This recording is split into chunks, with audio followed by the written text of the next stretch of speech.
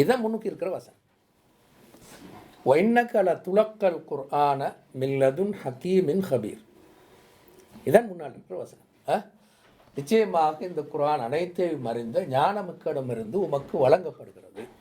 இதுதான் முன்னால் இருக்கிற வசனம். இதுக்கு முன்னால் அந்த பண்புகளை சொல்லிருக்கு. ஞாபகமா? இதுக்கு முன்னால் சும்மா அந்த வசனத்துக்கு வாரத்துக்கு நாங்கள் முன்னாலேயும் கொஞ்சம் பார்த்துக்கொள்றது நல்லது. இப்படித்தான் தொடங்கு. காசின் தில்க ஆயாத்துல் குர்ஆனி ஓ கிதாபின் முபீன். ஞாபகமாக இது மொழிபெயர்த்துக்கா சொல்ல தேவையில்லை. ரெண்டாவது அப்படி சொல்லிட்டு ஹுதன் ஒ புஷ்ரா லில் முஃமினீன், அது மூமின்களுக்கான வழிகாட்டலாகவும் நன்மாராயமாகவும் அமைகிறது. இப்போ அந்த மூமின்கள்ட யார் அவங்க அன்பு வழங்கப்படுது. அப்போ அல்லதீன யுகீமூன ஸலாத்த வ யுத்தூன ஸகாத்த வ ஹும் பில் ஆஹிரத்தி ஹும் யூகினூன். அதுதானே இந்த பண்புகளை சொல்கிறேன். திரும்ப இன்னல்லதீன லா யுமினூன பில் ஆஹிரத்தி ஸய்யன்னா லஹும் ஆமாலஹும் ஃபஹும் யாமஹூன். சரியா? இது முடிய குர்ஆன் சொல்லுது உலாய்கல்லதீன லஹும் சூஉல் அஸாபி வ ஹும் ஃபில் ஆஹிரத்தி ஹுமுல் அக்ஸரூன். இந்த பகுதியில் கடைசியாக ஒன்னக்கல துலக்கல் குர்ஆன மில்லதுன் அலீம் ஹக்கீமின் அலீம் அப்படி சொல்லி முடியுது. இப்போ இன்னொரு கருத்தோடு தொடங்குற மாதிரி அடுத்து வருது. அதை நாங்கள் இப்போ தொடங்கினோம். அதுக்கு பின்னால் கொஞ்சம் போயிட்டு வந்தோமே. இப்படி வருது. இப்போ நான் சும்மா உங்களுக்கு பல இடங்களில் வார என்னால் சொல்லிக்கொண்ட நல்ல அரபு மொழியில் இது பாருங்கள், அந்த இதுன்னு இருக்குது. இது இருக்குதானே ஆரம்பத்தில் இது கால மூசா. அது இதில் இந்த மொழிபெயர்ப்பில் அது இல்லை. அவர் அப்படி விட்டுட்டார் மொழிபெயர்ப்பாளர். அது அவ்வளோ எனக்கு ஆரம்பம் தெரியாது, நீ அப்படி விடுபட்டிக்கும். இது என்று சொன்னால் என்னென்ற அரபு மொழியில் ஏதாலும் ஒரு சம்பவத்தை சொல்லி அதை நினைவில் கொள்ளுங்கோ, அது கொஞ்சம் பாருங்க, அந்த சம்பவத்தை கவனத்தில் கொள்ளுங்கோன்னு சொல்கிறது தான் இதுதான் சொல்லு. உங்களுக்கு லேசாக விளங்குறதுக்கு சூரத்துல் பக்கரால் அந்த ஃபேமஸ் ஆயத்து இருக்குது, மனுஷனை படைச்ச கதை வயது தொடங்குது அது இல்லையா? இந்த அல்லாஹு தாலா ஆதம் அலைஹிஸ்ஸலாத்தை படைச்ச அந்த சம்பவத்தை சொல்லும்போது வயது காலலில் மலாஇகத்தி இன்னி ஜாஇலுன் ஃபில் அர்தி ஹலீஃபா, பூமியில் நான் ஒரு மனிதனை ஒரு பிரதிநிதியை ஆக்கப் போகிறேன் என்று அல்லாஹ் மலக்குகளை பார்த்து சொன்ன அந்த நிகழ்வை நினைவில் கொள்வீராக. அதான் அந்த முழு மொழிபெயர்ப்பு. அந்த சம்பவத்தை கொஞ்சம் கவனத்துக்கு எடுங்க. அந்த முழு சம்பவத்தையும் விரிவாக சொல்லாமல் அந்த ஒரு துண்டை சொல்லி இதை கொஞ்சம் நினைவில் கொள்ளுங்க. அதான் இது என்று சொல்லுவோம் கருத்து. ஒதுக்கூர் இது என்று இருக்கும் அது. ஆனால் அந்த உதுக்கூரை வளமையாக அரபியில் சொல்கிறதில்ல. அது சொல்ல போட்டால் அந்த கருத்து வளம் நிறைய குர்ஆனில் பல இடங்களில் இப்படி வரும். இது அண்டு வரும். இணையம் அதுதான் கருத்து. இது கால மூசா அலி அஹ்லி. எப்படி இதை மொழிபெயர்க்கணுமெண்டா, மூசா அலைஹிஸ்ஸலாம் தன்னுடைய குடும்பத்தாரை பார்த்து நான் நெருப்பொன்றை காண்கிறேன், அங்கே போய் ஒரு செய்தியை அல்லது குளிர் காய்வதற்கான நெருப்பை பெற்று வருகிறேன் என்று சொன்ன அந்த நிகழ்வை நினைவில் கொள்வீராக என்று சொன்னால் தான் மொழிபெயர்ப்பு பூர்ணமாயிருக்கும். என்று கூறினார் என்று சொல்லாமல் என்று கூறிய அந்நிகழ்வை நினைவில் கொள்வீராக என்றா இப்போ நல்லா பாடும். அது என்ன சொல்கிறேன்னு சொல்லி இதான் அந்த இது என்றது கருத்து. அது இனி மொழிபெயர்ப்பாளர்கள் சில நேரங்கள் என்ன இரண்டா இந்த ஒரே சொல்லிக்கிறானே இதுன்னு சொல்லி அப்போ கொஞ்சம் மீன் விடுவோன்னு சொல்லி விட்டு விட்றேன். அரபு மொழி தெரியாத ஆக்களுக்கு அதுக்கும் பற்று இல்லை. அது என்ன விஷயம்னு சொல்லி சரியா? அப்போ எனவே இது எப்படி வரணுமெண்டாயினா என்று கூறிய நிகழ்வை கவனத்தில் கொள்வீராக அல்லது நினைவில் கொள்வீராக அது கொஞ்சம் மீட்டி பாருங்கன்னு சொல்கிறது தானே. நீங்கள் அப்படியே எழுதி கொண்டா சார், அல்லது இது என்றதை போட்டு பக்கத்தில் இதுதான் கருத்துன்னு எழுதி கொண்டா சார். இதுதான் இது. இப்போ நாங்கள் விஷயத்துக்கு வருவோம். இப்போ நாங்கள் இந்த வசனத்தை என்னென்னு விலையும் கொள்ள போகிறோம். அப்போ எவ்வாறு வசனம் முன்னைய கருத்துக்களோடு தொடர்படுகிறது? முன்னால் என்னைக்கின்று நாங்கள் இப்போ பார்த்துட்டோம், இன்னொரு முறை திரும்பி பார்த்தோம் தானே. இப்போ நீங்கள் சொல்லணும் முன்னால் இருக்கிற வசனங்களோட எப்படி இந்த வசனம் ஒரு கருத்து தொடராக வருகுதா, இல்லாட்டி தொடர்பற்றி இன்னொரு விஷயத்தை சொல்லுதா, சரியா அண்டு நாங்கள் கொஞ்சம் விளங்கிட்டு அடுத்த பாதிக்கு வரும். இதுக்கு அடுத்த வசனங்கள் மூசா அலைஹிஸ்ஸலாத்துல அந்த உங்களுக்கு தெரியும் இந்த வரலாற்று சொல்லும், வரலாற்றில் ஒரு பகுதியை சொல்லுமே, அதை நாங்கள் பார்க்கல, இதை நிப்பாடி கொள்கிறோம். ஆனால் அவங்களுக்கு இதுலேருந்து என்ன படுகுதுன்னு சொல்லுவோம். இது கால மூசா அலியாஹலி இன்னி ஆனஸ்து நாரன் ஆதீக்கும் மின்ஹா பிஹபரின் அவு ஆதீக்கும் பிஷிஹாபின் கபசின் லாலக்கும் தஸ்பரு. முன்னால் இன்னைக்கு நேரடியாக முன்னாளிக்கிற வசனம், நீங்கள் ஞானமும் அறிவும் உள்ளவனம் இருந்து தான் இந்த குரானை பெறுகிறீர்கள். அதான் முன்னால் நேரடியாக முன்னுக்கிக்கிற வசனம் இல்லையா? இதோட முன்னுக்கிக்கிற வசனம் அதுதான். நாங்கள் இப்போ பார்த்தோமே முன்னுக்கிக்கிற வசனம் அதுதான். அதுக்கு முன்னாளிக்கிற வசனம் அந்த இந்த குரான் நேர்வழி நன்மாராயம் அதை ஈமான் கொண்டாக்களுக்கு இல்லையா என்று சொல்லிட்டு அந்த ஈமான் கொண்டாக்கள்ன்ற யார் என்று சொல்லிட்டு தொழுகையில் நாட்டுவார்கள், ஜக்காத்து கொடுப்பார்கள், மர்ம நாளில் உறுதியான நம்பிக்கை வைப்பார்கள் அப்படின்னு சொல்லி முன்னாளிக்கிற வசனங்கள் சொல்லுவோம். இதுதான் இந்த விஷயமா. இப்போ நாங்கள் சொல்லுவோம், தலைப்புட்டு வெளில போகுதா இல்லாட்டி தலைப்புலேயே நிற்கிதா அப்படின்னு சொல்லுவோம். குரானில் ஒரு சிக்கல் என்ன தெரியுமா, நிறைய பேர் பிடிச்சு கொள்ளையில் அமைக்கிற காரணம் என்னென்னா, குரானில் இந்த மாதிரி பிரியவங்கள் இல்லை. மேற்கூறிய வகையில் இவ்வாறு நோக்கும்போது இதற்கான ஆதாரங்கள் ஆகுது அப்படின்னு குரான் சொல்லாது. ஒரு இடத்துல உச்சம் அதிகமாக 99% சொல்லாது. சில நேரங்கள் இருக்கும், மிக பெரும்பாலும் அப்படியெல்லாம் சொல்கிறேன். இதற்கு உதாரணமாக இதனை கூறலாம் என்றெல்லாம் குரான் சொல்கிறேன். நாங்கள் அந்த வசனங்களை கட்டி இழுப்போம் தானே. நாங்கள் என்ன வசனங்களை எப்போவுமே அடுத்தடுத்த வசனங்களை தொடர்படுத்துறதுக்காக வேண்டி. ஆகவே எனவே மேற்கூறிய வகையில் பார்க்கும்போது கீழ் வருமாறு ஆதாரங்கள் சொல்லாமல் சொல்லுவோம். அப்போ அந்த வசனங்களை கட்டி போடலாம். குரான் வசனங்களை கற்றில்லை, கவிதையும் வசனங்களை கட்டாது. அதுதான் சரிங்க, கவிதையும் வசனங்களை கட்டாது. கவிதை பாட்டு இதுகள் வசனங்களை கட்டாது. கட்டினா அந்த பாட்டிட இது உடஞ்சி போகும். கேட்குறாங்களா பிடிச்சிக்கொள்ளும். பாட்டெல்லாம் இப்போ சொல்லலாம். இந்த பாட்டு கவிதைகளுக்கு இந்த பண்பு இருக்குது. அதே மாதிரி தான் குரான் என்ன செய்யணும், இந்த கற்ற வசனங்களை போடாது. கற்ற வசனம் பண்ண எனவே மேற்கூறிய வகையில் நோக்கும்போது கீழ் வருமாறு ஆதாரங்கள் சொல்லலாம். இதற்கு இது உதாரணமாக அமைகிறது. இதெல்லாம் குரானில் இல்லை. அதான் அந்த பிடிச்சி கொள்றதுக்கு கொஞ்சம் சிக்கலாகிறாது இல்லையா? இதை கொஞ்சம் கவனத்தில் கொண்டா சரி நல்லா.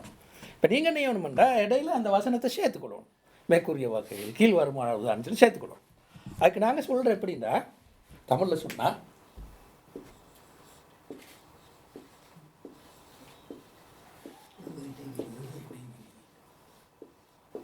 இது சொல்ல உங்களுக்கு விளங்குதா?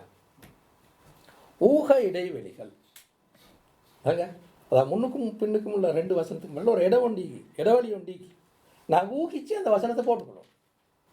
ஊகிச்சின்னு சொல்கிறதோட நல்லது ஆராய்ந்து போட்டுக்கணும், விளங்கி இடையில தான் போட்டுக்கணும். அப்போ ஊக இடைவெளி ஒண்டிக்க இப்போ இது ஒன்று போட்டுக்கணும். விளங்குத இந்த ஊகம்ன்ற சொல் ஊக இடைவெளிகள்னு சொல்லிட்டு இன்னொரு ஊக இடைவெளி ஒண்டிக்கு அல்லது இடைவெளி ஒண்டிக்கு அதுக்கு நீங்கள் ஒரு கொஞ்சம் ஊகிச்சு பார்த்து கொஞ்சம் யோசிச்சு பார்த்து அந்த போட்டு நிரப்பிக்கொண்டா சரி. இது சரி கூட குரான் இந்த ஊக இடைவெளிகள் நல்லா கூட என்னென்னு பார்ப்போம். சரி, அதாவது இப்போ உங்களுக்கு இந்த சூறா பற்றி ஃபுல்லாக தெரியாது தானே, அதில் கொஞ்சம் சிக்கல் தான். இந்த சூறாவில் பின்னுக்கு மூசா அலைஹிஸ்ஸலாத்து வரலாறு மட்டுமல்ல சொல்கிறேன், இன்னும் பல நபிமார்களோட வரலாறு சேர்ந்து வரும். பல நபிமார்களோட வரலாறு சேர்ந்து தான் இதில் வரும், ஒரு மூசா அலைஹிஸ்ஸலாம் மட்டுமல்ல. அப்போ இந்த என்ன பிரச்சனைண்டா, இந்த ரசூலுல்லாஹி ஸல்லல்லாஹு அலைஹி வஸல்லம் அவங்களை எதிர்த்தாக்களுக்கு இந்த தூதே ஒரு சிக்கல். இப்படி தூதெல்லாம் உங்களுக்கு கிடைச்சிக்கா? நீங்கள் என்ன ஒரு குழப்பத்தில் சொல்கிறீங்க, ஒரு தூது கிடைக்கிறதுக்கு சந்தர்ப்பம் ஒன்றும் இல்லை. தூதில் நம்பிக்கை இல்லை அவங்களுக்கு. ரசூலுல்லாஹி ஸல்லல்லாஹு அலைஹி வஸல்லம் அவங்க அல்லாஹ்விடமிருந்து தான் இந்த தூதை கொண்டு வந்திருக்கிறாங்க இடத்துல அவங்களுக்கு நம்பிக்கை இல்லை. அதுக்கு பல மாதிரி சொன்னாங்க. இது யாரோ அஹ்லுல் கிதாபுகள் படிச்சுட்டு வந்து இவர் சொல்கிறார் அப்படி சொன்னாங்க. திரும்ப சொன்னாங்க, இது யாரோ ஒரு கவிஞன் கொடுக்குறது தான், இது அவங்க கொடுக்குறது தான் இவர் எடுத்துகிட்டு வர. திரும்ப அவங்கள்ட்ட ஒரு நம்பிக்கை இருந்து அரபிகள்கிட்ட பொதுவாக இந்த எங்கள்கிட்ட பாசையில் சொன்னால், இந்த கவிஞனுக்கு ஜின் வாசல் படும். ஜின் வாசல் பண்ணுறன்ற எங்கட ஒவ்வொரு கவிஞன்ட்டையும் ஒரு ஜின் ஒன்று அதான் அவன் அந்த மாதிரி சாதாரண மனிதர்களோட அப்படியெல்லாம் பேச காரணம் அதுதான். இவருக்கும் ஜின் ஒன்று பிடிச்சிக்குது, இவருக்கும் ஜின் ஒன்று பிடிச்சிட்டு அதான் இந்த மாதிரி எல்லாம் பேசுகிறார், இப்படியெல்லாம் சொல்லி வந்தார். அப்போ அந்த குர்ஆன் அதுக்கு என்ன செய்யறா, அதிகமான இடங்களில் வேணும் ஏனைய நபிமார்களை வச்சு இதை விளங்கப்படுத்துறது. இந்த கருத்தை அடுத்த நபிமார்களை வச்சு விளங்கப்படுத்துறது. இது முன்னால் இருக்கிற ஆயத்தை பாருங்க, இன்னக்கல துலக்கல் குர்ஆன மில்லதுன் ஹக்கீமின் அலி, ஞானமும் அறிவும் உள்ளவனும் இருந்து தான் நீங்கள் தூதை பெறுகிறீர்கள் இல்லையா. முன்னால் பகுதி அதுதான், உங்களுக்கு கிடைக்கிற இந்த தூது வந்து அல்லாஹ்விடமிருந்து தான் வருது, மறுக்கிறது தான் இவங்களோட போக்கு. அப்போ அல்லாஹ் அதை சொன்ன மேலே இருக்கிற இந்த தூது ஒரு வழிகாட்டல் அமையும், இது ஒரு நன்மாராயமாக அமையும், இன்னின்ன பண்பு கொண்ட ஆக்களுக்கு என்று சொல்லிட்டு இதை நான் சொல்லல அல்லாஹ்விடமிருந்து வாருது அப்படி சொன்னேன். அப்போ இப்போ என்ன செய்கிறேன்றால் அல்லாஹ்விடமிருந்து எனக்கு மட்டுமல்ல வரலாற்றில் நிறைய பேருக்கு இப்படி வகை வந்தீங்கன்னு சொன்னால் கொஞ்சம் அந்த விஷயத்தை எடுத்துக்கொள்வது லேசா. அதுவும் உங்களுக்கு தெரியும், இந்த அரபிகளை பொறுத்தவரை அவங்களுக்கு பரிச்சயமான நபிமார்கள் இருக்கிறாங்க, அவங்களோட கொஞ்சம் பரிச்சயமான நபி, அதில் ஒரு நபி தான் மூசா அலைஹிஸ்ஸலாம் முக்கியமாக. ஏனென்றா இந்த அரபியல் பக்கத்தில் அஹ்லுல் கிதாபோடு வாழ்ந்தவர்கள், கிறிஸ்தவர்கள் யூதர்கள் எல்லாம் அவங்களோட சேர்ந்து வாழ்ந்தவர். மக்கால அந்த அஹ்லுல் கிதாபுகளும் நிறைய இருந்தது. உதாரணமாக மக்கால கிறிஸ்தவர்கள் மிச்சம் கூட, ஒரு பெரிய ஒரு சனத்தொகை, பெரும்பான்மை அல்ல, ஒரு கணிசமான அளவு கிறிஸ்தவர்கள், கொஞ்சம் யூதர்களும் இருந்தது. அப்போ இந்த மூசா அலைஹிஸ்ஸலாம், ஈசா அலைஹிஸ்ஸலாம் இவங்களை பற்றியெல்லாம் அரபிகளுக்கு தெரியும். அதோடு அவங்களுக்கு தெரியும் இப்ராஹிம் அலைஹிஸ்ஸலாம், இவங்க சொல்கிற நாங்கள் இப்ராஹிம் அலைஹிஸ்ஸலாத்தின் பரம்பரை இல்லைன்னு அரபிகள் சொல்கிறேன். இப்ராஹிம் இஸ்மாயில் அலைஹிஸ்ஸலாம் இந்த மாதிரி அந்த நபித்துவ பற்றிய அறிமுகம் இவங்களுக்கு இது, ஓரளவு நபித்துவம் பற்றிய அறிமுகம் அவங்களுக்கு இது. அதை வச்சு தான் குர்ஆன் இதை சொல்கிறேன், அந்த பின்னணியில் இருந்த குர்ஆன் இதை சொல்கிறேன். அதான் இந்த கருத்து தொடரும். நீங்கள் மட்டுமல்ல, கொஞ்சம் இன்னக்கல துலக்கல் குர்ஆன மில்லதுன் ஹக்கீமின் அலீம், ஞானமும் அறிவும் உள்ளவரிடமிருந்து உங்களுக்கு குர்ஆன் வழங்கப்படுகிறது. உதாரணமாக ஞாபகத்துக்கு கொண்டு பாருங்க, மூசாவும் இப்படித்தான். அது முடித்தோடனே அங்கால போடுங்கிற உதாரணமாக அந்த போடுங்க, அப்போ தான் தொடரப்பட்டு அல்லாஹ்விடமிருந்து தான் உங்களுக்கு வேதம் கிடைத்துன்னு சொன்னது பிறகு உதாரணமாக மூசா அலைஹிஸ்ஸலாம் வரலாற்று அவதானித்த அதை விலையும் கொள்ளலாம் அப்படின்னு சொல்லிட்டு அந்த ஊக இடைவெளி நான் சொன்ன அந்த இடைவெளி அப்படி நிரப்பிவிட்டா இப்போ நல்ல தெளிவாக அது வழக்கம். இதுதான் இந்த வசனம் சொல்கிற கருத்து. வசனம் சொல்ல வர கருத்து இது. இப்போ அதோடு சேர்த்து நான் இங்கே அதை எழுதாட்டியும் கூட அதோடு சேர்த்துள்ள இன்னொரு முக்கியமான உண்மை என்னென்னா, மூசா அலைஹிஸ்ஸலாம் அவங்க எதிர்பாராமல் வகை கிடச்சி, எனக்கு வகை ஒன்று கிடைக்கும், நான் நபியாக மாறுவேன் என்றெல்லாம் அவங்க நினச்சிருக்கல. எதிர்பாராமல் கிடைச்சுன்றதுக்கு இந்த சம்பவம் நல்ல தெளிவு. அவர் போனது வேறொரு பயணம். இப்போ ஒரு பதவி ஒன்று கிடைக்கிறேன்டா என்ன செய்யணும், ஒரு ஆளுக்கு ஒரு பதவி ஒன்று கொடுக்க போகிறோம். அப்போ அவருக்கு ஏற்கனவே அறிவித்து ரெடியாக வாங்கினாலாம் சொல்லணும். அப்போ அவர் கோட் ஷூட்டோட அந்த ஃபைல் ஒன்று எடுத்துக்கொண்டு ரெடியாக போவார். அப்போ எல்லாருக்கும் முன்னால் அவருக்கு உங்களுக்கு இந்த பதவியை தந்தேன்னு சொல்லணும். அதான் சாதாரண வழக்கு. இன்றைக்கு மட்டுமல்ல, அந்த காலத்துலேயும் அப்படித்தான். மன்னர் ஆட்சி காலத்துலேயும் சரி கூட மன்னருக்கு முன்னால் நின்று அப்படி தலையை கொஞ்சம் பணிச்சோன்னு அவர் சொல்லுவார், நீங்கள் இப்போ இந்த பதவி தான் உங்களுக்குன்னு சொல்லுவார்.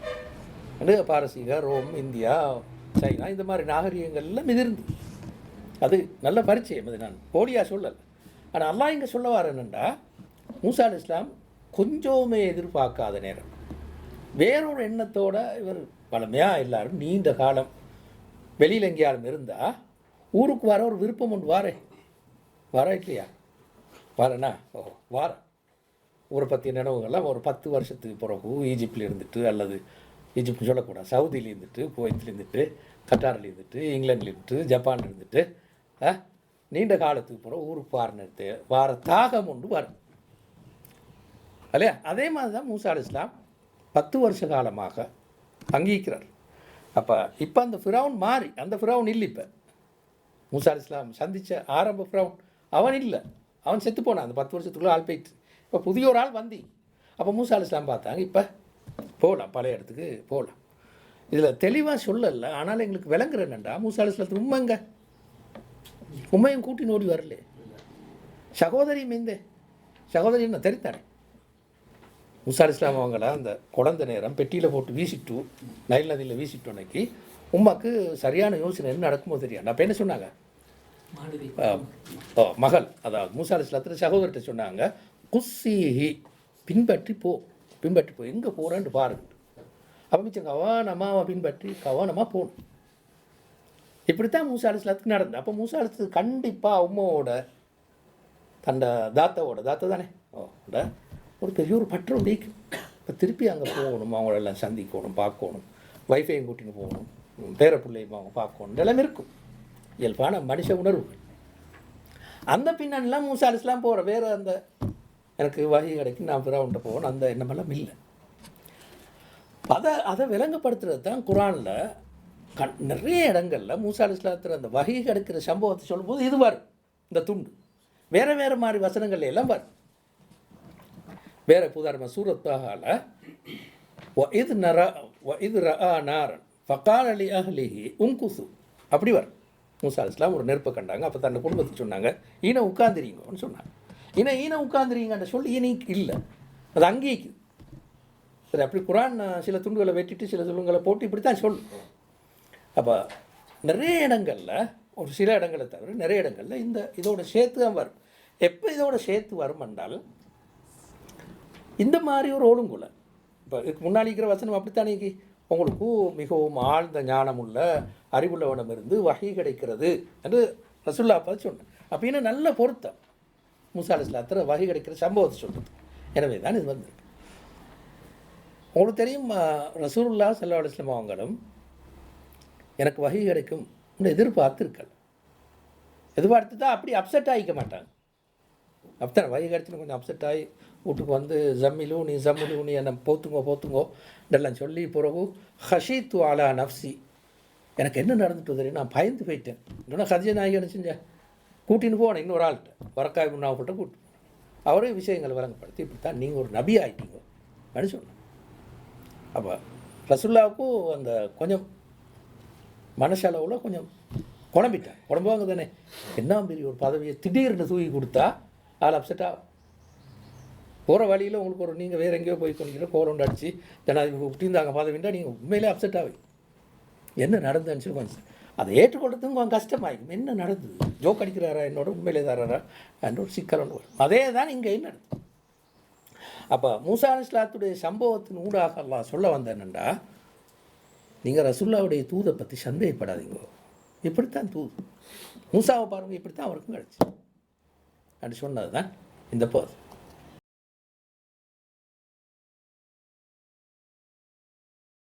மனிதனுக்கு கொடுக்கப்படும் செல்வங்களும் சமூக அழிவும் அன்று நாங்கள் அந்த 16 சூரத்து இஸ்ரா, அதுக்கு இன்னொரு பேர் சூரத்து பனி இஸ்ராயில் அனுபர். சூரத்து காஃபுக்கு முன்னால் உள்ள சூரத் 17வது அத்தியாயம். அதான் இங்கே நாங்கள் பார்க்குறோம். 16லேருந்து 21 வரை உள்ள வசனங்கள். அப்போ நாங்கள் பார்ப்போம் பழைய மாதிரி. இப்போ உங்களுக்கு அந்த டியூட்டில் எழுதிக்கொள்ள இடம் கொண்டு வச்சு நேரத்தோட டியூட்டை தந்துரு நல்லமண்டு சொன்னதுக்காக வேண்டித்தான் இது செஞ்சோம். இந்த மாதிரி தந்தால் நல்லது தானே, பழைய ஒழுங்கை விட டியூட்டும் கையிலிக்கும் நீங்கள் எழுதிக்கொள்ளவும் மேலும் அந்த மாதிரி ஒழுங்குபடுத்திக்க. அப்போ பாருங்க, இதன் முதலாவது ஆயத்து. இதா அரதுனா அந்நுஹ்லிக கரியத்தன் அமர்னா முத்ரஃபீஹா ஃபஃபஸகு ஃபீஹா ஃபஹக்க அலைஹல் கௌலு ஃபதம்மர்னாஹா தத்மீரன் அண்டு இதாயத். அப்போ அது கருத்து என்னண்டா, நாங்கள் ஒரு பிரதேசத்தை அழிக்க விரும்பினால் அங்கு ஆடம்பரமாக வாழ்வோரை ஏவி விடுவோம்.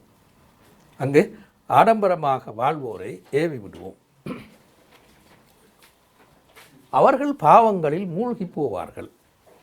அப்போது அதன் மீது எச்சரிக்கை பற்றிய இறைவார்த்தை உண்மையாகிவிடும். அந்நிலையில் அதனை முழுமையாக அழித்து விடுவோம். அதனைனா அந்த பிரதேசத்தை அதனை முழுமையாக அழித்து விடுவோம். இதுதான் இந்த வசனமே. நான் கொஞ்சம் இந்த வசனத்தை விளங்கப்படுத்துறதுக்காக ஒரு 2 இதில் பாவிக்கப்பட்ட சில சொற்களை சொல்கிறேன். குரானில் அதிகமாக வாரதுனால பல இடங்களை இதன் மூலம் விளங்கிக்கொள்ளலாம். ஒன்று இது பாருங்க, கரியத்தன் அந்நுஹ்லிக கரியத்தன் இருக்குதானே. நாங்கள் எப்படி மொழிபெயர்த்திருக்கிறோம்? ஒரு பிரதேசத்தை நாம் அழிக்க விரும்பினால் அது மொழிபெயர்த்திருக்கு. உங்களுக்கு அரபு மொழியில் கொஞ்சம் கொஞ்சம் கொஞ்சம் தெரிஞ்சாக்கள் சொல்லுங்களேன். கரியாண்ட சொல்லுக்கு என்ன கருத்து? இதை மறந்துடுங்க சும்மா. கரியா கிராமம் தான் பொதுவாக கரியாண்டு சொல்ல பாவிக்கிறேன் சும்மா. இப்போ எங்கள்ட இப்போ இருக்கிற பரிச்சயத்தின்படி கரியாண்டா கிராம். அப்போ இப்போ இருக்கிற அரபு மொழி படித்தாக்களுக்கு குரான் அந்த கரியாண்டு வார நேரமெல்லாம் கிராமம்னு மொழிபெயர்த்துட்டுருவாங்க. மொழிபெயர்த்த பிள்ளையா பெற்று குரான் அப்படி பாவிக்கிற இல்லை. பெரிய ஒரு நகரத்துக்கு தான் குரான் கரியாண்டு பாவி. பெரிய ஒரு நகரம் ஒன்று நல்ல நாகரிகம் அடைந்த ஒரு பெரிய ஒரு நகரத்துக்கு தான் குரான் இந்த கரியாண்டு பாவி. நிறைய இடங்களில் வருது, நீங்கள் அதை பார்த்துக்கொள்ளலாம். இந்த சூரத்து யாசீனில் வருது, சூரத்து யாசீனில் வருது, சூரத்துல் கஹஃபில் வருது. இப்படி பல இடங்களில் அந்த சொல் வரும். அந்த சொல்லெல்லாம் மைனை பொருத்தமாயிக்கும் அந்த சொல்லிட்டேன். சரியா? நீங்கள் இப்போ ஓதி காட்டியெல்லாம் விளங்கப்படுத்த தேவையில்லை, நீங்கள் பார்த்துக்கொடுங்க. ஒன்று. ரெண்டாவது, அதில் பாருங்க இன்னொரு சொல் ஒன்று இருக்குது. இன்னொரு ஃபஹக்க அலைஹல் கவுல்.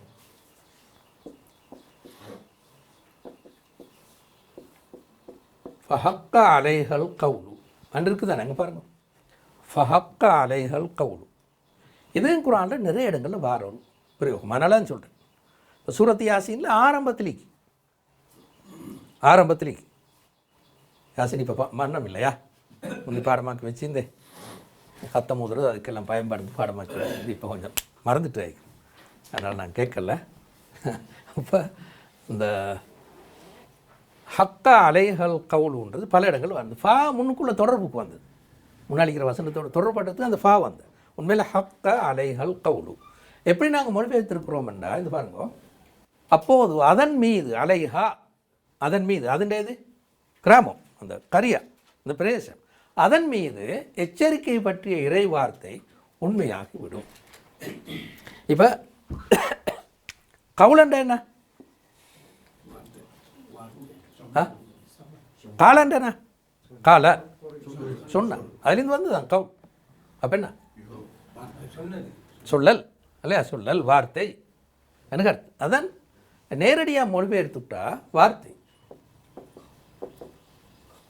சொன்ன விஷயம் சொல்லலாம். அப்போ ஃபஹக்கா அலைஹல் கவுல், இந்த ஃபாவை எடுத்துருங்களேன். ஃபா முன்னால் தொடர்பு தானே.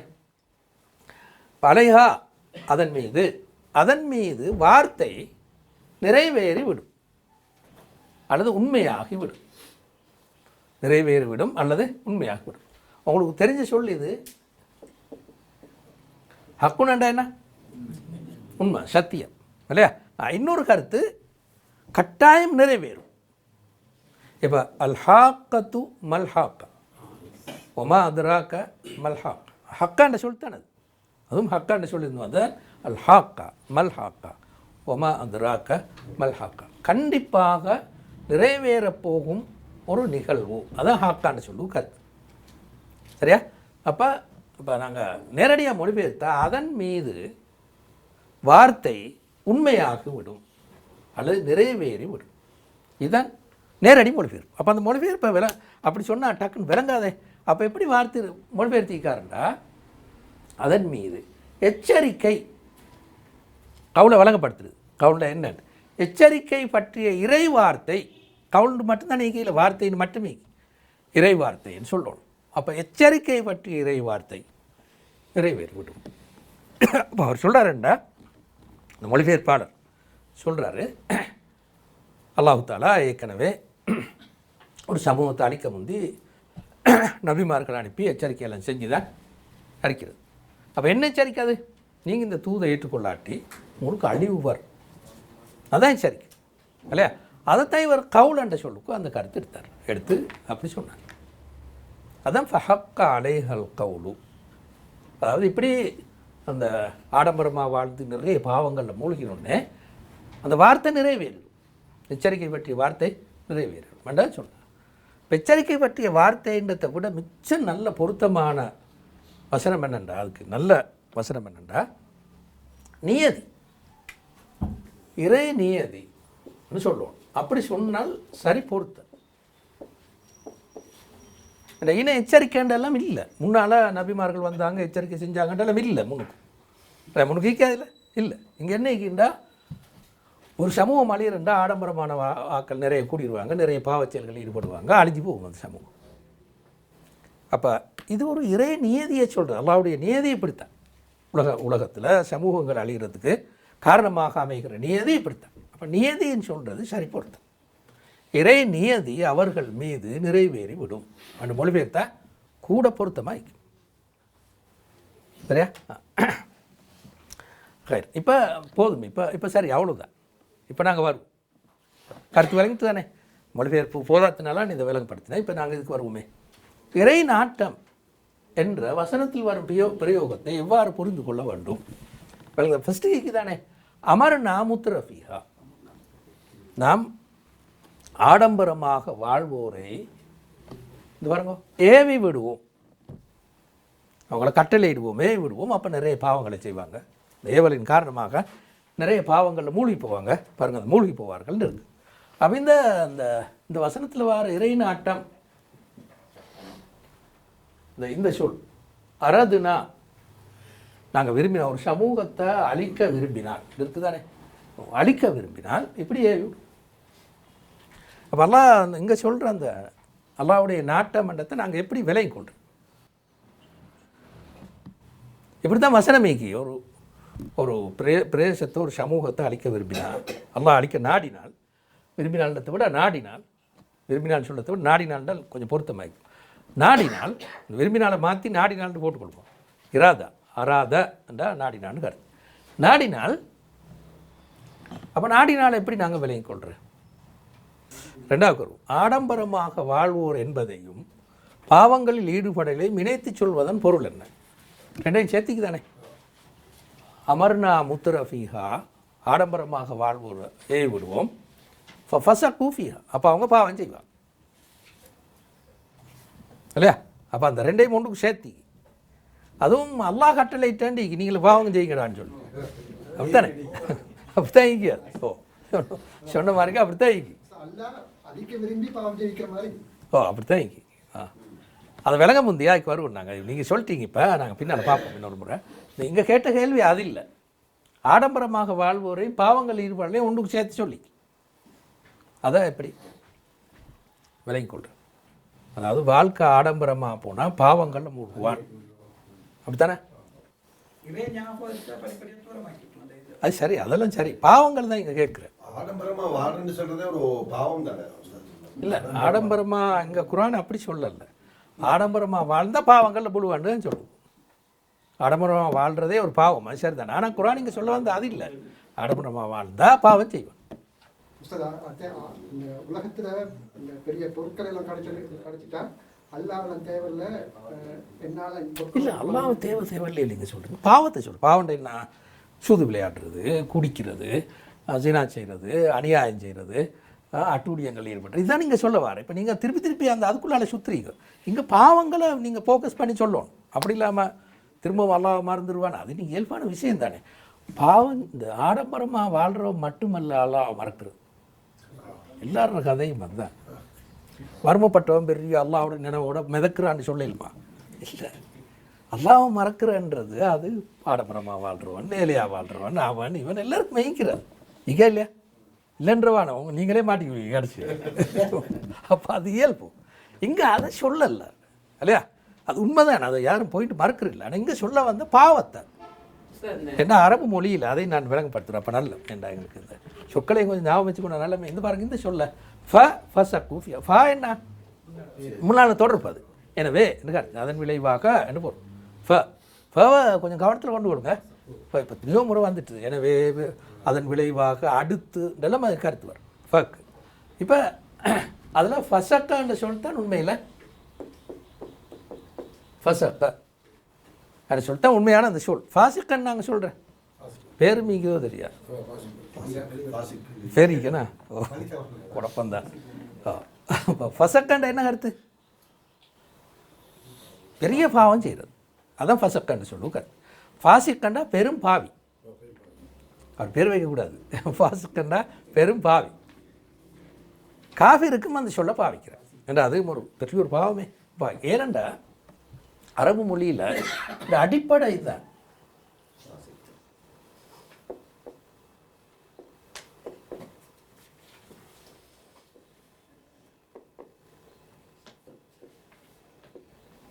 இப்படி அரபியல் சொல்கிறது.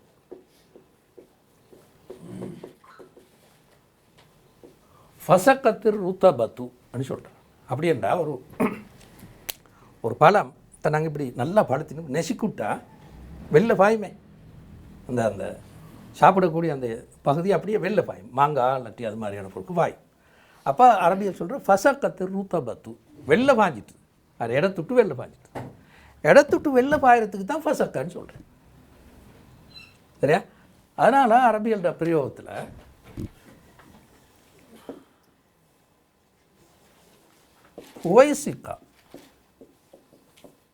ஹுவைசிக்காண்டா எலிக்கு சொல்கிறேன். ஹுவைசிக்கா ஏனது என்ன, அது அந்த வேலையை தான் செய்கிறேன். உள்ளுக்கு ஏதோ திடீர்னு வெளில வந்து பாஞ்சு அங்கே இங்கே அள்ளிந்து மரம் ஓடிடும் உள்ளுக்கு. அந்த இடத்துட்டு வெளில பாயிறது கூட இதுதான், எலிதான். அப்போ அரபியல் ஹுவைசிக்கான்னு சொல்கிறேன். நல்ல பேர் ஆகி யாருக்காலும் வச்சிடலாம். ஹுவைசிக்கா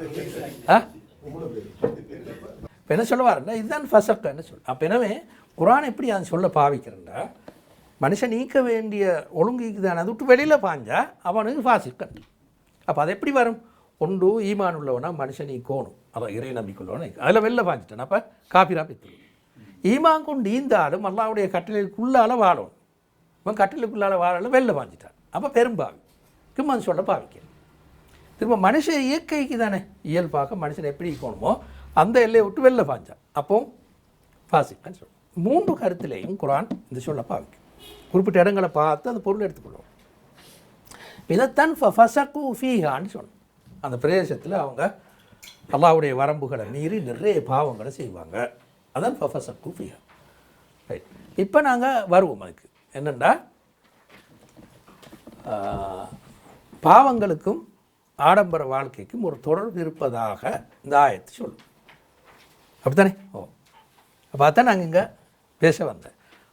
பாவங்கள்னா நாங்கள் சொல்ல வர குடி ஆய்க்கேலும் அல்லது சினாவா ஆய்க்கேலும் அல்லது கொள்ளையடிக்கிற ஆய்க்கேலும் சுரண்டுறதாக இருக்கேலும் அடுத்தவர் மீது அத்துமீறுவதாக இருக்கலும் இப்படி சொல்லுங்களேன். ஒரு கொடை நிறைய பாவங்கள்.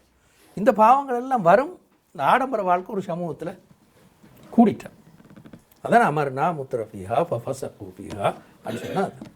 அப்போ அடுத்த கட்டம் என்னென்னா ஃபதம்மர்னாஹா தத்பீரா, அடியோடு அடிச்சுட்ரும்.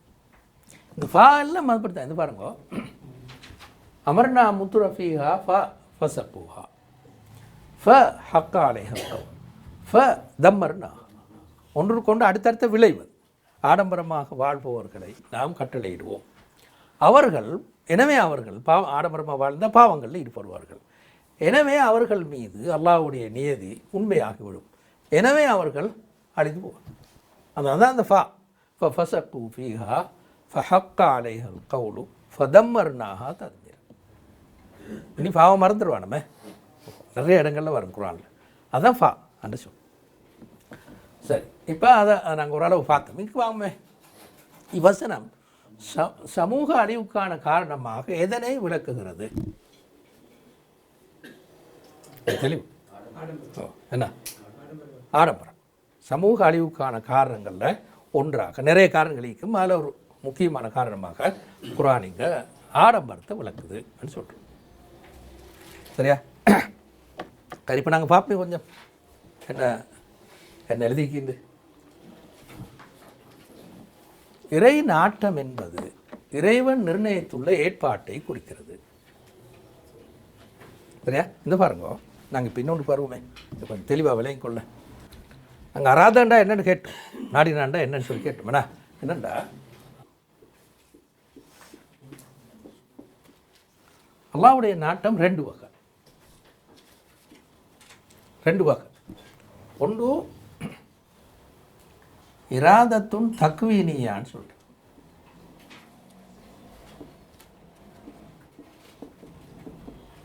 இராதத்துன் தக்வீனியா பௌதீக ரீதியாக ஒன்று அல்லது சமூக ரீதியாக ஒன்று உருவாவதற்கான நாட்டம். இது ஒன்று. இதுவும் அல்லாத நாட்டமாக தான் நீக்கணும். என்னத்தை நடந்தாலும் உலகத்தில் மழை பொழிகிறது, ஒரு சமூகம் அழிகிறது, சமூகம் எழுகிறது, இப்படின்னு சொல்லுவோமே. இது எல்லாமே அல்லாவுடைய நாட்டமாக தான் இருக்கணும் கண்டிப்பாக. ஆனால் அல்லாவுடைய நாட்டம் 2 வகை. ஒன்று இராதத்துன் தக்வீனியா. அல்லாஹ் உலகத்துக்கு சில நியதிகளை ஆக்கி வச்சிருக்கிறான். ஒரு பௌதீக ரீதியாக உலகம் இன்னின்ன நியதிப்படி தான் ஓடுமன்னு சொல்லி ஒழுங்குபடுத்தி எல்லாம் வச்சுக்கிறான். அந்த பௌதீக நியதி அப்படியே நடந்துட்டு போகும். மழை பெய்யுறதாக இருந்தால், ஒரு குழந்தை பிறக்கிறதாக இருந்தால், ஒரு மரம் ஒன்று வளரணுமாக இருந்தால், இப்படி சொல்லுங்களேன், இப்படியான நிகழ்ச்சியில் இருக்கணுமா இருந்தால் அதுக்கு சில பௌதீக காரணிகளை, அந்த காரணிகளை நடந்தால் அந்த குறிப்பிட்ட நிகழ்ச்சி நடக்கும்.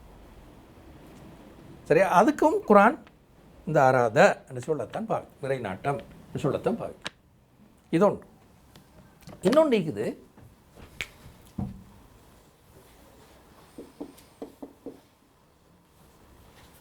இராதத்துன் தஷ்ரீஇய்ய.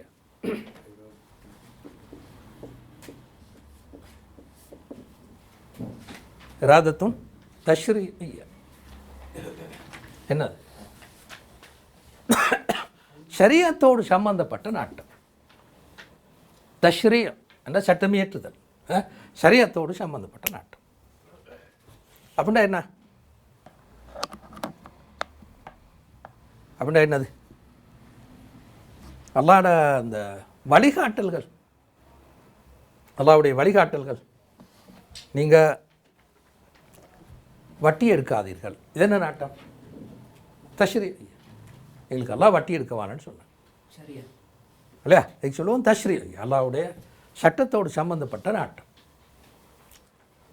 நீங்கள் இன்னின்ன குறிப்பிட்ட ஆக்களை கல்யாணம் முடிக்காதீங்க சொன்னால் அல்லாவுடைய சட்டத்தோடு சம்பந்தப்பட்ட நாட்டம்.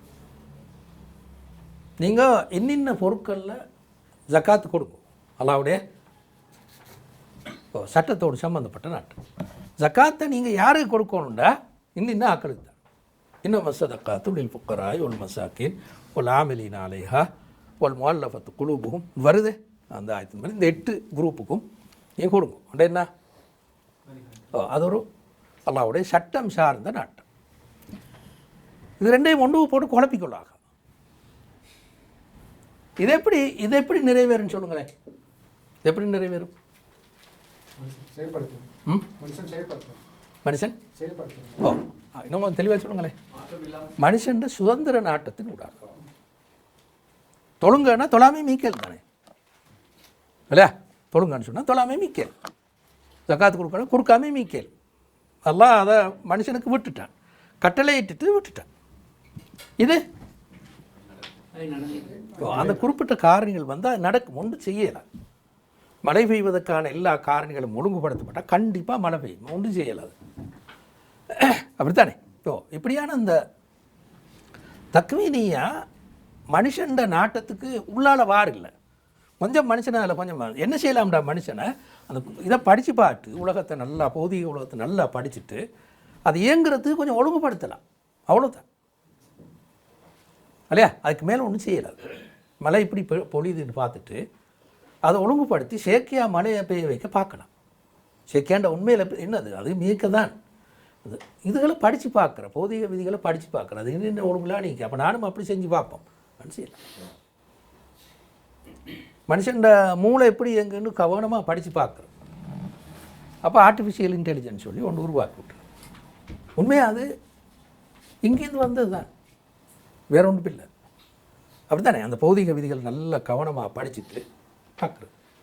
இப்போ மனுஷன் ஆரம்பத்தில் உருவாக்கின ஒரு வாகனம் தான் கப்பல். ஆனால் விமானம் சரி லேட், 19ஆம் நூற்றாண்டு ஆகிட்டு விமானம் வரதுக்கு. ஆனால் கப்பல் ஆக முந்தி இல்லையா? அதான் பூமியிலிருந்து மேலே போகிறதுக்கு சரியான கஷ்டம் தானே, புவி ஈர்ப்பு. அப்போ மனுஷனுக்கு மிச்சம் காலம் பிடிக்கலாம் போய்ட்டு. ஆனால் தண்ணியில் போகிறதுக்கு ஒரு பலகை ஒன்று விழுகிறத பார்த்து மிதக்குது. அப்படி விழுமை நிறைய தேங்கி ஒன்று விழுந்தது, மிதக்குது. கல்லொண்டை போட்டோம் உள்ளே போகுது. அப்போ நல்ல அழகாக அது விலையை கொள்ளலாம். அப்போ மனுஷன் கப்பலை செஞ்சுட்டான் சுருக்கா. ஆனால் இது லேட், கொஞ்சம் நல்லாவே லேட் இல்லையா? ஃப்ளைட்டை செஞ்சு பறந்தது கொஞ்சம் நல்லாவே லேட்டாக போயிடுச்சு. இப்படி மனிதன் பௌதிக விதிகளை படித்து அது கேட்பு இயங்கலாம், அதை மீறி இயங்கலாம். மீறி இயங்கினா அழிவு தான் வரும், அழிவு தான் வரும். இப்போ இயற்கை அப்படியே நல்லா அழித்து விட்டால் மரம் செடி கொடி எல்லாமே அழிச்சு சீரழிச்சுட்டா இந்தா இப்போ நடக்கிற மாதிரி நடக்கும். இயற்கையை மீறினா கண்டிப்பாக அது மோசமான எதிர்விளைவுகள் வரும். இயற்கையோட ஒட்டி ஒழுங்குபடுத்தி போனால் அப்போ சரி. அப்போ எனவே அதே மாதிரி தான் பௌதிகவியல் விதிகளும் மனுஷன் வாழ்கிற ஒழுங்கு இப்படித்தான் இருக்கணும்னு எல்லாம் சொல்லி வச்சுக்கிறான். நீ இந்த மாதிரிலாம் இயங்குன்னு சொல்லி வச்சு அந்த ஒழுங்கை மீறி போனால் சமூகியல் விதி ஒழுங்கில் அது கண்டிப்பாக மோசமான விளைவுகளை கொண்டு வந்து சேர்க்கும் இல்லையா? ஆரம்பத்தில் அந்த மோல்தஸோட கோட்பாடு, அதாவது மனுஷன் பிறப்பு வீதம் பெருக்கல் விருத்தியில் போகும், ஆனால் நாங்கள் உற்பத்தி செய்கிற வீதம் கூட்டல் விருத்திலாம் போகும். அதனால் சனத்தொகையை குறைக்கணும், இல்லாட்டி எல்லாம் குழம்பு போயிடும். இன்னொரு தியரியை சொன்னோம். கடைசியில் இன்றைக்கு எல்லாம் சேர்ந்து சீரழிஞ்சு போயிடுது. அப்படித்தானே? அப்போ இந்த இயற்கை விதியை கவனமான ஸ்டடி இல்லாமல் போனது தான் விஷயம் குழப்பினதுக்கு காரணம் இல்லையா? இப்படித்தான் இந்த சமூகவியல் விதிகளை நல்ல கவனமாக படித்து பார்த்து கவனமாக விளங்கி அதுக்கேற்ப இயங்கினா சரி. மீறி இயங்கினா அதுவும் இந்த இயற்கை விதிகள் மாதிரி தான், எல்லாம் குழப்பம். அப்படித்தானே? இப்போ கோமுனிசம் எப்படி சொன்னா, மனிதன் கையில் சொத்துக்களே ஈக்கக்கூடாது, அது அரசாங்கத்தின் கையில் ஈக்கணும், அல்லது சமூக சொத்தாக இருக்கணும். செஞ்சு பார்த்து கடைசியில் எல்லாம் குழம்பி இப்போ உங்களுக்கு தெரியும், இன்றைக்கு எல்லாமே குழம்பி போய்த்து. அப்படித்தானே? அப்போ அந்த மனித இயக்கத்தை கொஞ்சம் கவனமாக ஸ்டடி பண்ணி ஒழுங்குபடுத்த அதில் பின் விட்டா விளைவு மோசமாக போகும். ரெண்டும் அதே மாதிரி. இந்த தத்துவீனியான்று ரெண்டையும் குறிக்கும், பௌதிக விதிகளையும் குறிக்கும், சமூக நியதிகளையும் குறிக்கும், சமூகவியல் விதிகளையும் குறிக்கும். அதுக்கும் பாவிக்கிற இதே சொல்லத்தான் குரான். ரெண்டையும் கொண்டு குழப்பிக்கொள்ளக்கூடாது. இந்த என்னத்து அல்லாஹ் நாடித்தானே பாவம் செய்கிறான்னு சொல்லக்கூடாது. இது அதை சொல்லலை, இது ஒரு பௌதிக விதி. அதாவது இந்த சமூகவியல் விதியைத்தான் நாட்டம்னு சொன்னீங்க, அப்படி விலையும் கொள்ளணும். அப்படி இல்லாமல் இது அல்லாஹ் தானே சொல்லி நான் பாவம் செய்ய சொல்லி இந்த ஆடம்பரமாக வாழ்கிறவனுக்கு அவன் பாவம் செஞ்சேன், இனி என்னத்த குத்தம் அப்படின்னு சொல்லக்கூடாது. இங்கே சொல்ல வந்தால் அதல்ல.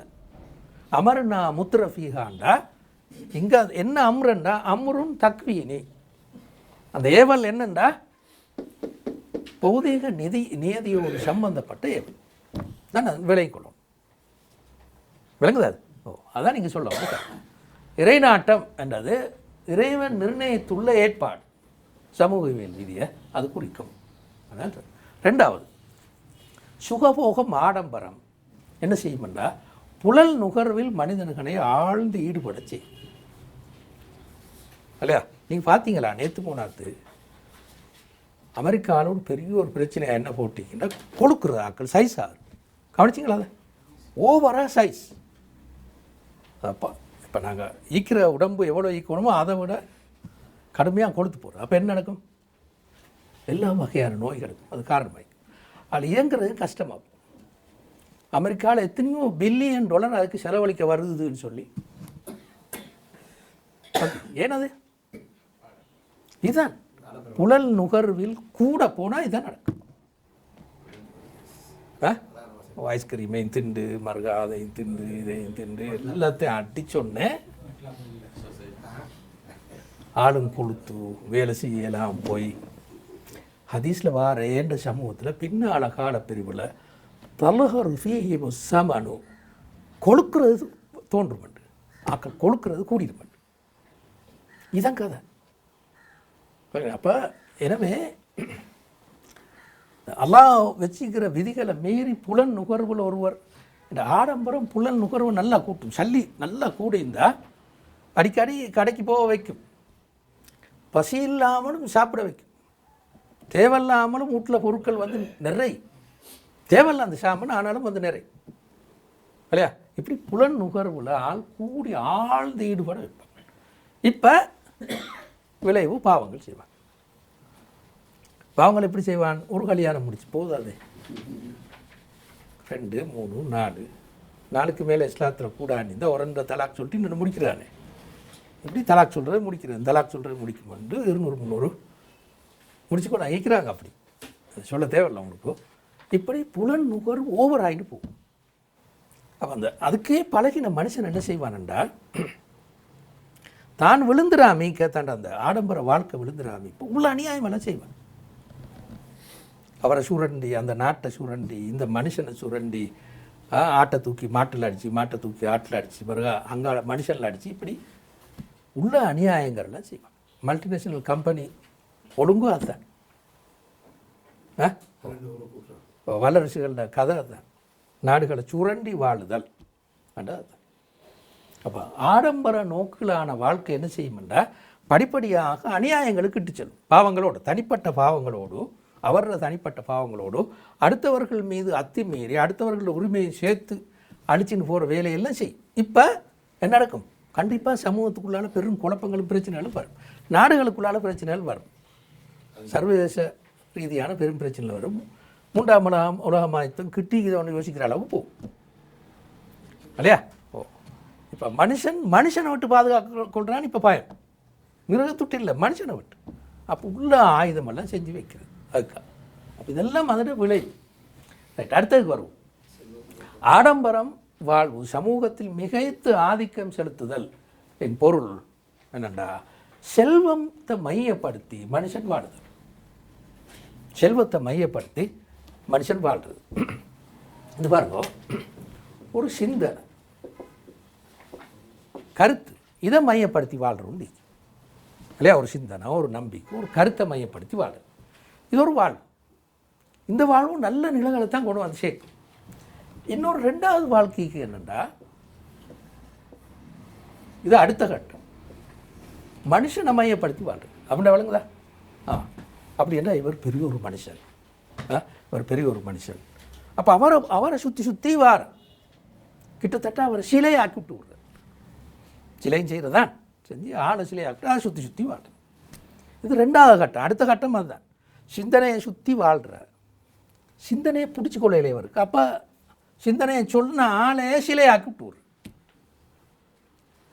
இல்லையா? இந்த மாலிக் பின் நபி சொன்ன மாதிரி, இந்த சிந்தனை மறைந்தால் சிலை ஒன்று தோன்றும். சிந்தனை மறைஞ்சால் சிலை தான் ஒன்று வேறு. இப்போ ஆள்கிட்ட சிந்தனையை பிடிச்சிக்கொள்ள ஆட்டி என்ன செய்வோம்? ஆளை காட்டி பிடிச்சிக்கொள்வோம். அதுதான் ரெண்டாவது கட்டம். மூணாவது கட்டம் என்னென்னா ஷாமன், பொருள். அடுத்த கட்டம் பொருளை சுற்றி வாழ்ற. இப்போ வாழ்க்கையில் மிரண்ட எல்லாத்துக்கும் மிரண்ட பொருள் தான். செல்வம், பொருள். படிக்கிறதும் அதுக்கு, வேறு சொல்லுங்களேன், குடும்ப வாழ்க்கையும் அதுக்கு, எல்லாமே அந்த பொருளை சுற்றியே தான் பாடும். இன்றைக்குள்ள வாழ்க்கை அப்படித்தான், பொருளை சுற்றி வாழுதல். இப்போ அழிவு ஸ்டார்ட். பொருளை சுற்றி வாழ சமூகத்தில் அழிவு கண்டிப்பாக கிட்ட வந்துடும். பொருளை சுற்றி வாழன்னு போகாமல் சண்டை, பிரச்சனை, தர்க்கம், சுரண்டல் எல்லாமே கூடும். பொருளை சுற்றி வாழும். சிந்தனையை சுற்றி வாழ்ந்து அப்படி இருக்காது. இப்போ பொருள்ன்றது பணம், திரும்ப நாங்கள் பார்க்குற பொருட்கள் இல்லையா? வீட்டுக்கு நிறைய, இப்போ வீட்டில் ஒரு காரிக்கு, 2 காரிக்கு, 3 காரிக்கு, வீடு இப்படிக்கு, அதை இப்படி பிறப்பிக்கணும், வீட்டில் இந்த சாமணிக்கு அது இப்படியெல்லாம் கூட்டணும். இதான் இவர் சிந்தனை. ஒரு ஆள் கல்யாணம் முடிச்சாச்சு, அவருக்கு ஒரு 5 லட்சம் போயிட்டுது. 2ஆம் மகனுக்கு கல்யாணம் முடிச்சு கொடுக்கணும், ஒரு 10 லட்சமான செலவழிக்கணும். அப்போ தான் எனக்கு பெருமையாகிக்கும் பக்கத்தில் சுற்றிக்கிற எல்லார்ட்டையுமா. அப்படி பார்த்தா ஒரு 3 மகள் இருந்தால் இந்த நேரம் பெரிய பாறாங்கல்லோட தள்ள வச்ச மாதிரி தான் அவர் திரிவார். அவருக்கு என்ன பேசினாலும் ஆளுக்கு விளங்காது. அவருக்கு இதுதான் ஓட்டம். என்ற சிந்தனை அல்ல. இப்போ ஒரு ஓடுற பொருள் மையப்படுத்திய வாழ்க்கை இல்லையா? பொருள் மையப்படுத்திய வாழ்க்கை அதான் இப்போ நாங்கள் பார்க்குற வாழ்க்கை. அதுதான். என்னத்தையும் சம்பாதிக்கிறீங்க, வீடு கட்டவும் கல்யாணம் முடிச்சு அதோட வாழ்க்கையே சரி. அதெல்லாம் முடித்து பார்க்குறேன், ஆளுக்கு வயசு 65, கிட்டத்தட்ட 70. ப்ரெஷர் இருக்குது, சீனி இருக்குது, மற்ற எல்லா ஜாதியுமே போய் சேர்றதுக்கு காலம் சரி. ஏன்னா அப்படித்தான் ஒரு வாழ்க்கை சுற்றி இதுக்குள்ளாலே வாழ்க்கை. எங்களோட இந்த குறிப்பாக முஸ்லீம் சமூக வாழ்க்கை அதுதான் இல்லையா? அதாவது கல்யாணம் முடித்தல், வீடு கட்டுதல், இது ரெண்டோடையும் வர வாழ்க்கை போயிட்டு. ஒன்று அன்றாபுரத்துலேயும் புலனர்வையிலையும், இல்லாட்டி சவுதியிலையும், கட்டாரிலையும், வேறு இடங்களையும் பாவம் மனுஷன் வீட்டில் வாழ்ந்து கட்டின வீட்டில் வாழ கிடைக்கிறல. சனிக்கிழமை இல்லாட்டி ஞாயிற்றுக்கிழமை வார மற்ற நாள் எங்கே? புறநர்வையில் இல்லாட்டி அன்றாபுரத்தில். அங்கே ஒரு சின்ன கட்டிலான நாள் தூங்கி பழக்கம். நாயா பேயா உழைக்கிறது, உழைச்சி போட்டு வாரது கிழமைக்கு ஒருக்கா வாரதே இரவு, காலைல வா போக காணல, மறுபடியும் அன்றாபுரத்துக்கு இல்லாட்டி போடுறோம். இல்லாட்டி எங்கே? சவுதியில், கட்டாரில், இங்கிலாண்டில், ஜப்பானில், கனடாவில், அப்படி இல்லையா? அதனால தான் அப்துல் மஜீத், அவர் பேர் என்ன, அவர் பேர் நான் மறந்துட்டேன். அவர் சொல்கிற இப்போ மனுஷன் வாழ்கிறது பாலைவனத்தில் கூடாரம் அடித்து வாழ்ந்தாங்களே நாடோடி வாழ்க்கை, அதுவும் ஒன்று. ஒரே ஒரு வித்தியாசம், இப்போ நாங்கள் அந்த காலத்தை சொன்னோம் நாடோடி கூடாரத்தில் வாழ்ந்தார். இப்போது நாடோடி எங்கே வாழ்கிறேன்? இப்போ வாழ்கிறது ஹோட்டலில் ரூம் எடுத்து, இல்லாட்டி ஒரு இடத்துக்கு போய்த்து ஒரு குறிப்பிட்ட வீட்டு எடுத்து இதுக்குள்ளெல்லாம் சுற்றுறேன். மறுபடியும் இங்கே வார் அந்த நேரம் ஒட்டகத்தில் ஓடி ஓடி திரிஞ்சார். இப்போ இருக்கிற வாகனங்கள் ஓடி ஓடி திரிகிறார். அவ்வளோதான் வித்தியாசம். இவர் நாடோடி தான். ஏண்டா இவர் வீட்டில் இல்லை, அங்கே இங்கேயும் ஓடி சுற்றுறது. ரெண்டு உண்மையில் நாடோடி வாழ்க்கை இல்லையா? அது காரணம் என்ன? இதுதான் பொருள் மையப்பட்ட வாழ்க்கை வரும்போது வீடும் பிள்ளைகளை கல்யாணம் முடிச்சுக்கிறது, வீட்டை அலங்காரப்படுத்து, இவர் உடுக்கிற உடையும் சாப்பிட்றதும் இதுகள் தான் எப்பவுமே மெய். அப்போ பொருள் மையப்பட்ட வாழ்க்கை. இந்த வாழ்க்கை வந்தால் போட்டி பொறாமை அடி தடி சுரண்டல் எல்லாம் சரி ஓவராகும். சிந்தனை மையப்பட்ட அப்படி ஆகாது ஒரு நாள். இதுதான் விஷயம்.